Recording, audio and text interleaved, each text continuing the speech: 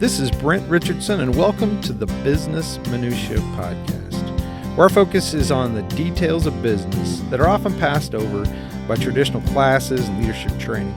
We focus on the stories of real people who have tried, failed, and learned through their experiences and are willing to share their lessons with others.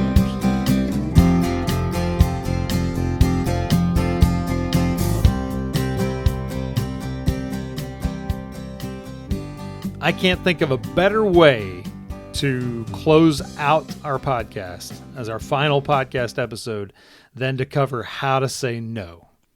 Very true. Very true.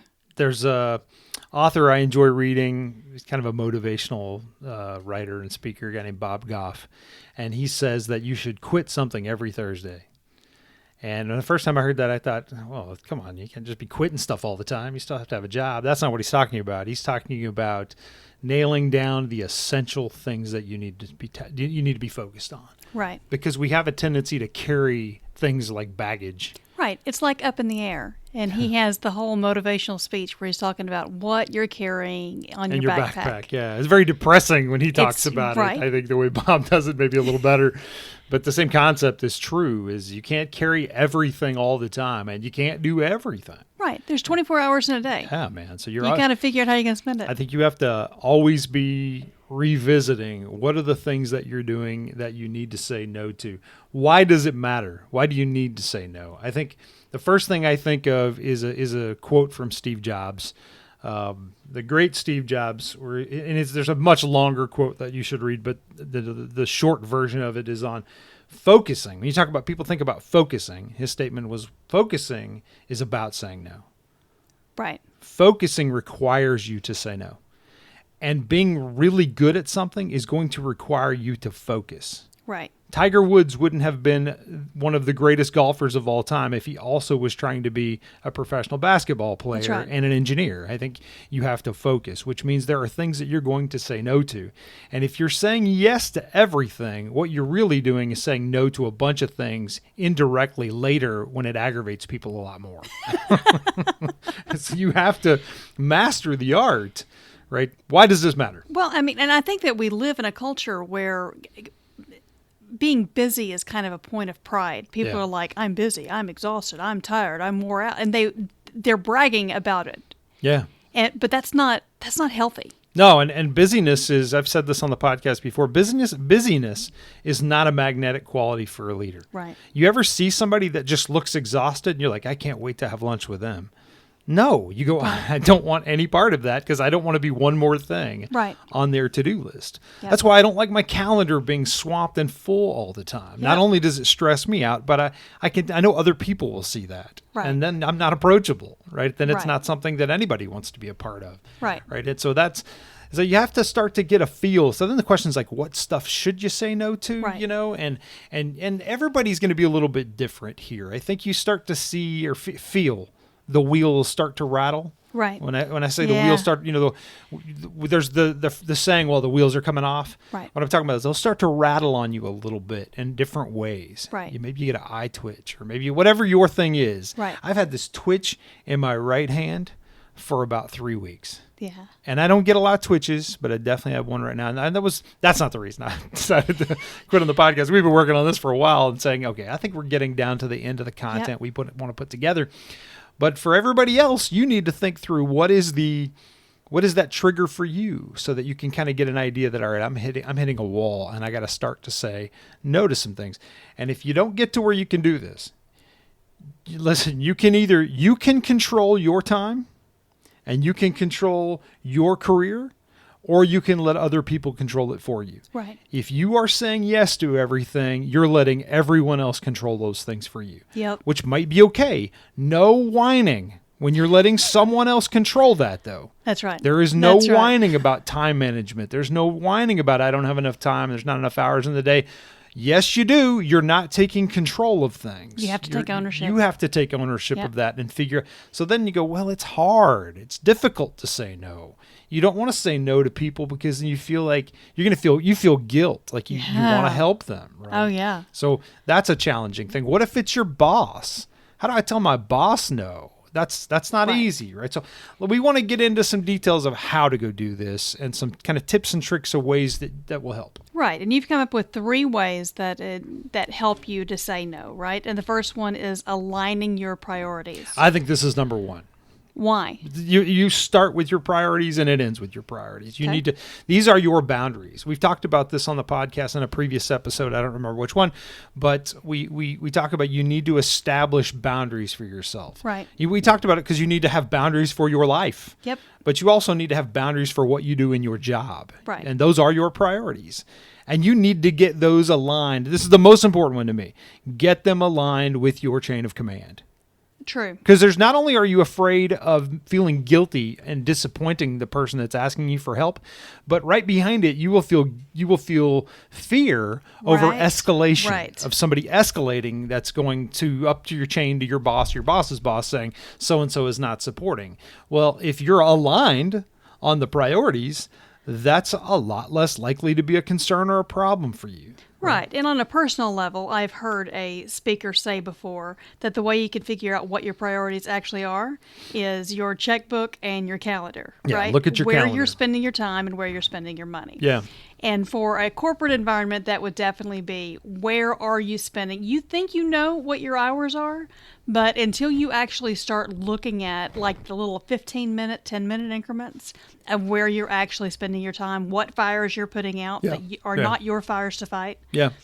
You don't really know where you're spending your time. I started using, somebody at work had recommended a piece of software to try called Toggle, Toggl, I believe. It's a free software that you can use. And you have to go in and manually go enter your time in terms of what you're doing. But I did. I used it for about 2 weeks just to get an idea. I like to do that as a time management exercise for myself, but it also helps me assess where I'm spending time against my priorities. Right.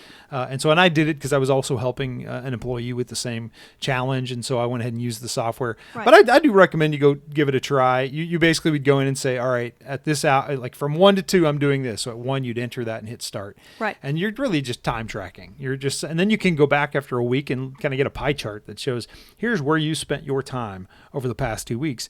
Look at that. Does it reflect against the priorities? Does it reflect the things that you've deemed are critical and aligned with your chain of command? These are the critical must-do things. And if you can get those in writing, if you can have visuals, right? So when you have your priorities listed out, so that every time a new opportunity comes in, you look at those priorities that you've already pre-aligned on, and you go, does that fit in there? Right. And if it doesn't, that's probably a no. And eventually that will become instinct. Yes. And then you have those priorities memorized so well, and you know these are the critical things that when somebody brings in something that's off the wall. Now, somebody will still bring me something off the wall, and if it's short, I may do it. I may still help them out with something. But if it's something that's significant, it's going to take me a day of work or a day from my team or something like that. Okay, yeah, that's something I'm going to have to shoot down and say, yeah, I'm not going to be able to do that.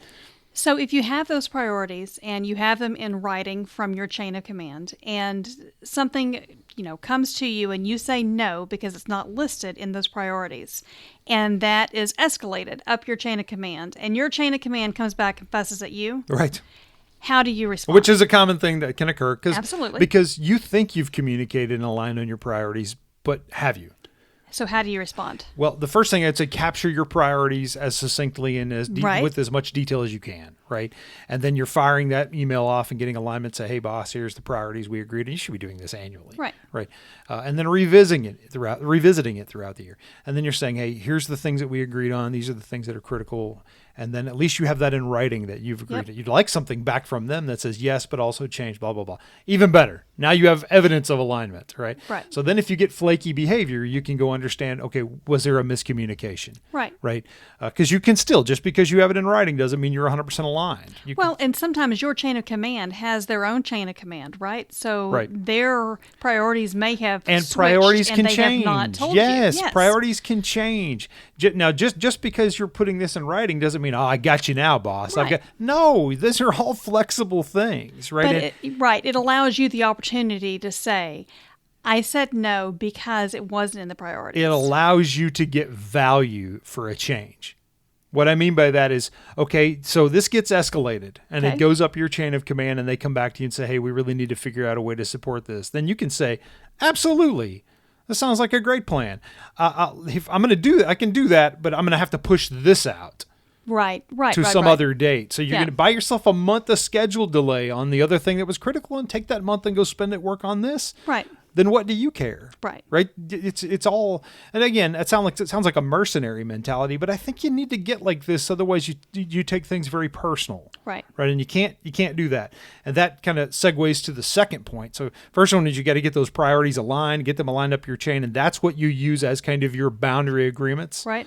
Have them, before we jump to that second one, have them visual in your office. Right. Have them visual on your home office or on the wall or someplace so that they're there, especially if you struggle to say no. Yeah. Right? Put a string on your finger if you need to, whatever you do to help remind yourself that, oh yeah, I need to be courageous and remember my priorities. Have those on the wall so you can look at them as you're about to say yes to somebody that you shouldn't say yes to and then we'll talk about what you can say here in a second. Right. But then give them your best pitch to say no. But ultimately, the second point we want to get into is you want to keep it professional. Yeah. Do not make this personal. Right. Once it gets personal and turns into who issues, right, then it gets really difficult. You leave yourself no wiggle room in the future because I may say no to something knowing very well I still might have to do it. Right. But I'm going to tell you no because I got to get value for it. Right. Which means I can't support this now. Right. And so one of the ways I'll say a lot, I guess early on in my career, I really struggled with this. I tried to be a people pleaser and say yes to everything, and I just got exhausted. Right. It just wears you out, and it is not going to work. The wheels start to rattle, and they will come off. Yep. It's not going to work. And so I remember figuring out early on that once I got to a point where I go, I just can't support this, and I got to start telling people no. And then kind of the line that I would typically use would be more like, hey, Scott, I like you. I really do. But there's no way I'm going to be able to support this. I just simply do not have the bandwidth or the time to be able to, it's nowhere near my priority list, and it probably won't be anytime soon. And I just want to be real upfront with you about that. Well, and you can add the caveat. I think this is too valuable for it to be on my number 20 on my list of things I want you to get what you need, and I'm not going to be able right, to support it anytime right, soon, right? And I'd rather be upfront and honest, but that's very professional. Right. Now, if they go escalate and comes back to you, that's not personal. Right. I already said I like Scott. It's not personal, and I will do that. I've been known to do it. Say, hey, listen, I like you, so I'm going to be honest with you. I don't have time for this. Right. And it's not anytime soon that I'm going to have time for it. Now, if you think that I'm the only person who can do this for you and you want to go take it up my chain to change my priorities, I totally support I'm with that. you, man. I'll be in the room with you, and I'll make the base case. But I'll also sometimes talk about here's the priorities that I do have. Right. But we'll get to that in a second. And how much reasoning do you need to do when you're talking about no? You can also give them a backup plan, right? Yeah. Or a backup person. That's right. I value this, and Sally may be better at this, Yeah. right? Because she has the specialty. One thing we fall trapped to is we go into who. How many times have I talked about this in the podcast? Yeah. We go into who so quick. Yeah. Because we're trying to toss it over the wall. Right? We want to toss it to Steve. But if you know someone is better at this. But do you even know what they're asking for? I'm saying a lot of times we're doing that before we even understand what they want. Yeah. We get like high level, hey, will you do this? Why are we doing that? Yeah. This is okay, well, what specifically are we talking about doing? You got to peel that onion a few layers, then you realize, what they really need is the one person that does this over in that department, and they have the complete wrong person. Right. Well, I can help them tremendously by just pointing them to the person that's going to help them get the problem solved in a way more efficient manner. Then I've helped them, and I'm also saying no without saying no. So that's a win-win. Now, on the professional note, you also have to, if you have already made a commitment, stick with the commitment. Yeah. There is nothing worse than, joining a little league team and then dropping out because you get bored or you get overwhelmed or whatever. No, if you are committed, don't quit. Yeah. And don't say, Brent told me I could quit. Now, I will say there are times when scope creep happens on a project or something and you need a rebaseline. That sounds like a fancy word. You need to everybody get back together. We thought X and now Y is happening. Right. Let's talk about how we account for that. Right. That's something that could be done if you're looking at it going, I can't. Because I've also seen cases where we should cancel something. Yeah. And we're terrified of it because we committed to it. Yep. And there's a customer behind it. Right. I don't care. If it's a bad business move, you need to get everybody together and talk about how you say no. Right. And, well, I mean, at least discuss it. Even in your personal life, there have been times where we have known that we needed to quit something, and we held on to it just because we loved the people involved. Sure. Or we felt committed. Yeah. Yeah. So I also, maybe that's a note to be careful about your commitments. Right. and be, and rather than say, I'm going to do this forever, how about, well, let's do this for 3 months and reevaluate. Right. And I've actually gotten in my personal life to where that's exactly what I do. If I say yes to this, what commitment are we talking about? Right. Because I need to make sure that you and I are aligned on that. That's right. And the more times you have to do this, I think you get better at that upfront alignment to be clear on what the finish line looks like. Right. What does success look like in these cases? Because the more defined you can get that. Now, what's hard to do is get that defined finish line when you're juggling 15 balls in the air. That's right. So you probably need to say no to some things so that you can be better at planning and getting alignment on the front end of some of the items, right? Well, and when you think about that key thing that I would love this opportunity, if your calendar doesn't have room for that opportunity, then you're just, you're hurting yourself. Yeah. In case that opportunity comes along. The third item I would say is be clear and upfront. Right. It's a natural tendency, I think, especially for people pleasers, to answer things like maybe, or possibly, or let's, or being ambiguous about that. I think you'd be better off. I'm going to quote Bible scripture at you. Let your yes be yes and your no be no. Now, speaking of Bible scripture, you are the world's worst at saying, let me pray about it. I do that a lot, okay. Which is the equivalent of no. It's the same as no. That is Brent's way of saying no. I was in a store with some friends the other day, and some salesman was hitting me with something, and I could tell the guys that were with me could tell I didn't like it. And he was trying to sell me some fishing lure or something. I said, all right, we'll pray about it. And he looked at me and turned his head like that was foreign to him. And my buddies were laughing because they knew exactly what I meant. Your daughter now rolls her eyes every time you say that. Let me pray about it. We'll seek the Lord's counsel on that topic, which means no, we're not going to do that at all. Right? I don't want to seek the Lord's counsel. I just want to get ice cream, Dad. Well, we'll pray about it. Be clear. Make your let your yes be yes and your no be no. But there is an exception that I would say, which is a clever and crafty one that we can learn from our friends in Japan and Asia. One of the things I learned early on working in Japan is that you can't say no. It's very difficult. That's what you have to say. You don't say no when they ask you something. You say, that would be very difficult, which was the equivalent of, I'm not doing that. Yeah.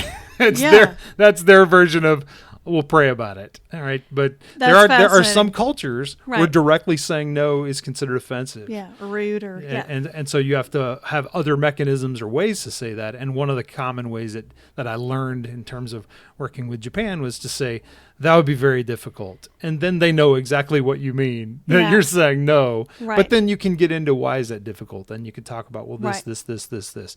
Which is better anyway. Let's get into the details of what's really causing the problem. In those kinds of scenarios, there are some scenarios you don't want to take that approach. We'll talk about that in a second. But you do owe it to people who are asking for your time and asking you to commit to something to be as clear as you can be. You don't want to say, maybe I can look at this in 2 months. If you don't actually mean you're going to look at it again in 2 months. If you're saying yes to everybody because you're a people pleaser, what you're going to find out is everybody hates you later when you're not delivering on anything or you're watering it all down. Right. You're just going to aggravate them later. Yeah. So it's pay me now or pay me later. So better to be clear and honest with people up front that, hey, there's no way I'm going to be able to support that. Right. Right. Now, if we can go talk about changing priorities or something like that, that might be possible.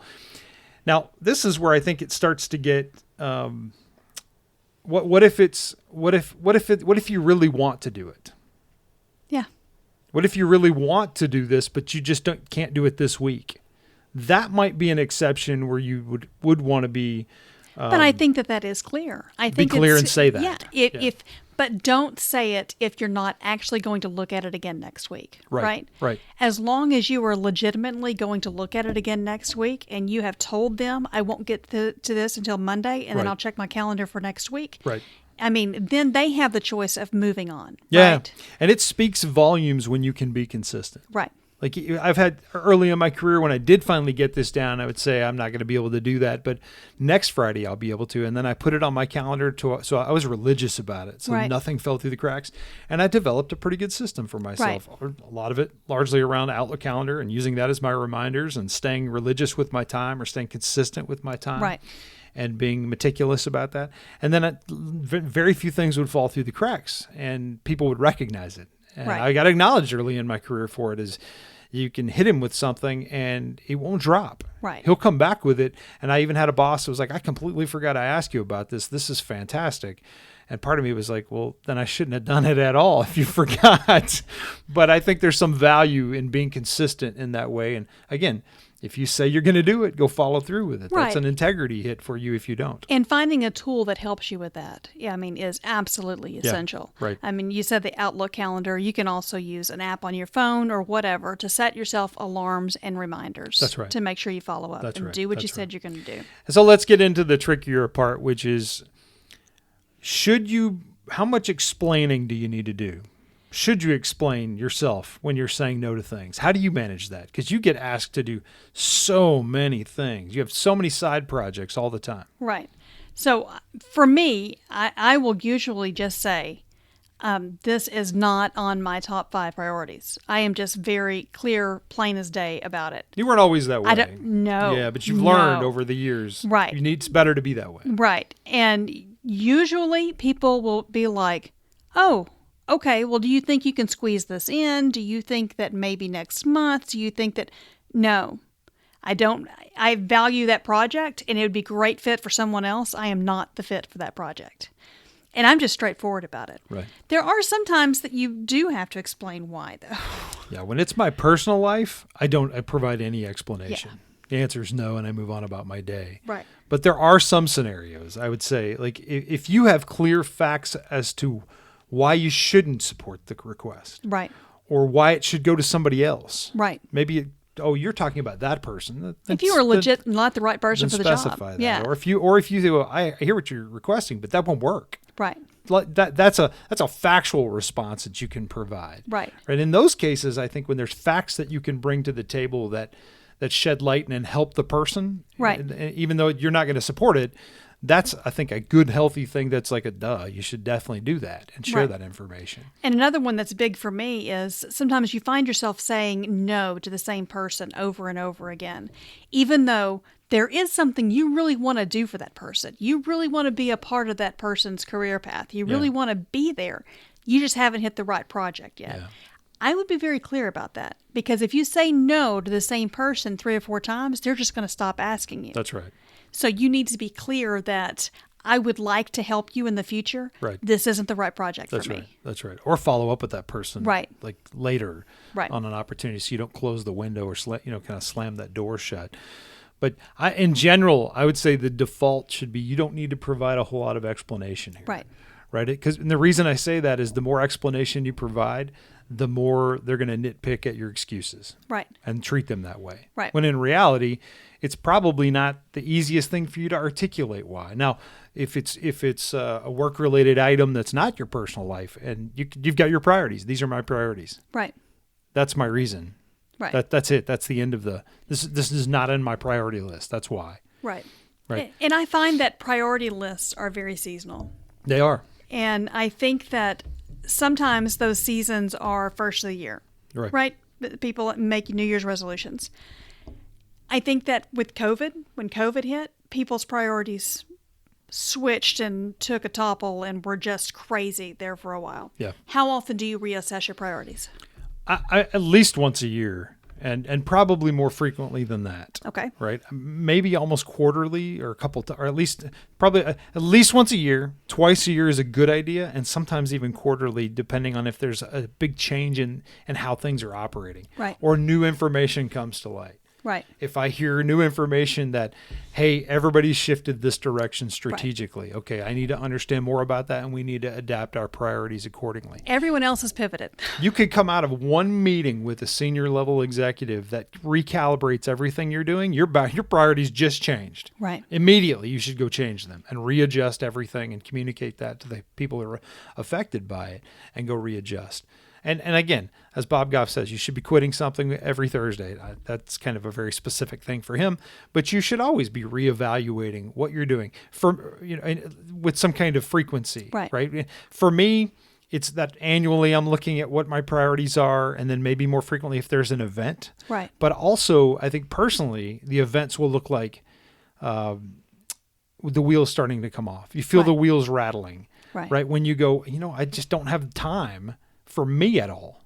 Right. My time is all consumed. Right. Those are cases and kind of examples. When you start feeling used. You feel used, and you start to go, well, all right, let's reevaluate things. Yeah. Then go look at your time management. Go look across what you're doing and say, what are the things that I want to readjust? And in reality, when you're saying no to something, you're saying yes to something else. Right. So if you're saying no to something, you're saying yes to these other priorities. Right. If it's your personal life and you're saying no to a certain thing, because there's always this kind of fear of missing out that exists when somebody asks you, I don't want to miss out on that. But by saying yes, you're saying no to something else. Right. And by saying no to that, you're saying yes to something else. Right. So there's always this opportunity cost that you have to juggle. And then if you don't have the debate in your brain, you're going to wear out. Right. And I think that when COVID first hit, it became obvious that you had some things burning inside you that you wanted to get out. And that's kind of where the podcast came about. I've enjoyed over the past week, since we've kind of announced that this will be our last episode, I've enjoyed the flood of emails and communication that I've gotten from listeners. A lot of listeners I didn't even know about. I know we have a lot of listeners, but you don't always know who all they are, right? You just see numbers. Right. So, I mean, what we probably average, I don't know, between 500 and 1,000 listens a month, which is way more than I thought we would get. So that's pretty awesome. So and listening to people who have really gotten a lot of value out of it has been pretty cool too. Yeah. So that's been really awesome. I had another request for an episode last week, and I said, well, I'll just one-on-one counsel or one-on-one provide my input to the person for those types of cases. But yeah, it's one of those things where it definitely was a seasonal thing, and we may come back and do more. We have, but it's saying no to this right now means saying yes to some other things. Yeah. And we got too many other projects in the works, and it just eventually got to the point where it's like, I need to focus my energy on this. Right. So we're working on some service stuff we're doing in Honduras. Right. Raising some funds for some medical equipment and some really some areas of need, some people that we've worked with for a long time that we know real well. We want to do some fundraising there. You're working on a book. Yeah. And you? I'm thinking about it. I'll pray about it. We all know what that Hey, means. I have a lot of good content for a book now, thanks to the podcast. Show notes. Yeah, there's a lot of show notes that make a pretty good book. I just need to dedicate the time to it. But I'll have some time now. Yeah. We'll pray about it. Thanks for listening, folks.